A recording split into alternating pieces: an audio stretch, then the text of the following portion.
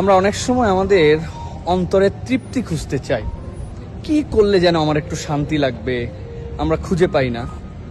মনে হয় যেন মনের মধ্যে প্রশান্তি আসছে না।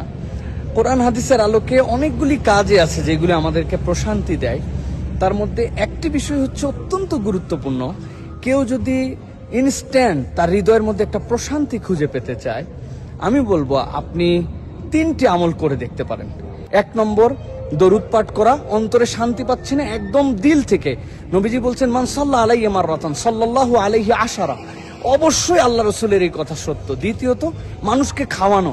যে আমি কোনোভাবে শান্তি পাচ্ছি না, আপনি প্ল্যান করে প্রোগ্রাম করে মানুষকে খাওয়ানোর জন্য আপনি কোনো একটা ইনিশিয়েটিভ নিয়ে ফেলতে পারেন। আর 3 নম্বর সেটি হচ্ছে যে আমাদের এই প্র্যাকটিসটি আমরা অনেক সময় করি না, যে একটু সালাতের মধ্যে দাঁড়িয়ে যাই।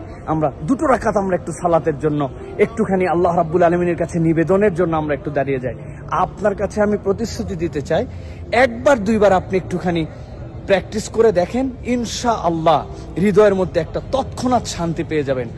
আর আপনি যদি আল্লাহর ঘরে নফল এতেকাফে থেকে যেতে পারেন, 1 রাত নফল এতেকাফ যে কোনো সময় থাকা যায়, আপনি সিয়াম পালন করবেন, করে আল্লাহর ঘরের মধ্যে ঢুকে যাবেন। আর রমাদানের মাসে তো সেটি এতেকাফ আমাদের জন্য হতেই পারে, সেটা র্যান্ডম এতেকাফ, কিন্তু এতেকাফে ঢুকলেও আমাদের মনের মধ্যে অনেক বড় প্রশান্তি চলে আসে।